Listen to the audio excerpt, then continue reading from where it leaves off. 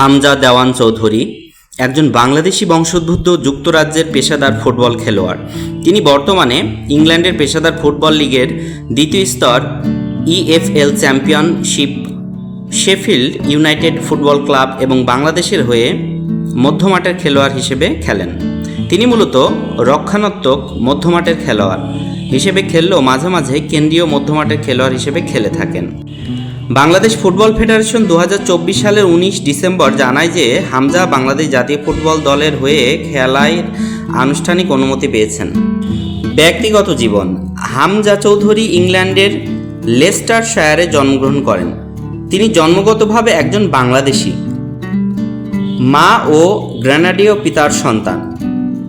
হামজা একটি ঐতিহ্যবাহী বাঙালি মুসলিম পরিবারে নিজের মাতা ও সৎ পিতার কোলে বেড়ে ওঠেন এবং শৈশব থেকে তিনি বাংলাদেশ সফর করেছেন। তার মায়ের পৈতৃক নিবাস হলো বাংলাদেশের হবিগঞ্জ জেলার বাহুবলে। তার সৎ বাবাও বাঙালি। চৌধুরী স্বাচ্ছন্দ্যে সিলেটি ভাষায় কথা বলতে পারেন। তিনি তার পূর্বপুরুষদের মাধ্যমে গ্রেনাডা জাতীয় দলের হয়ে খেলার যোগ্য।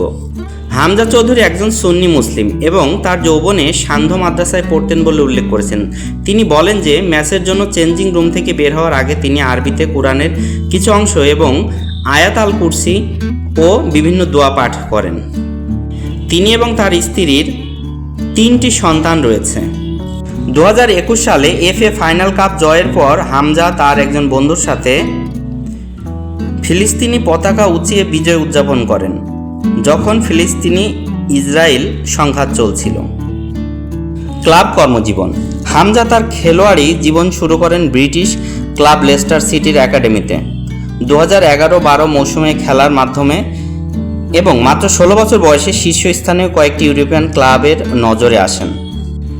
আন্তর্জাতিক কর্মজীবন: 2024 সালের 23 আগস্ট তিনি বাংলাদেশি পাসপোর্ট পান এবং 2024 সালের 24 সেপ্টেম্বর ইংলিশ ফুটবল অ্যাসোসিয়েশন তাকে একটি অনাপত্তি সনদ প্রদান করে এবং তাকে আনুষ্ঠানিকভাবে বাংলাদেশের প্রতিনিধিত্ব করার অনুমতি দেয়।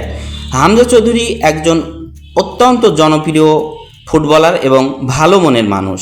সর্বমহলে তার গ্রহণযোগ্যতা সমানভাবে সমাদৃত।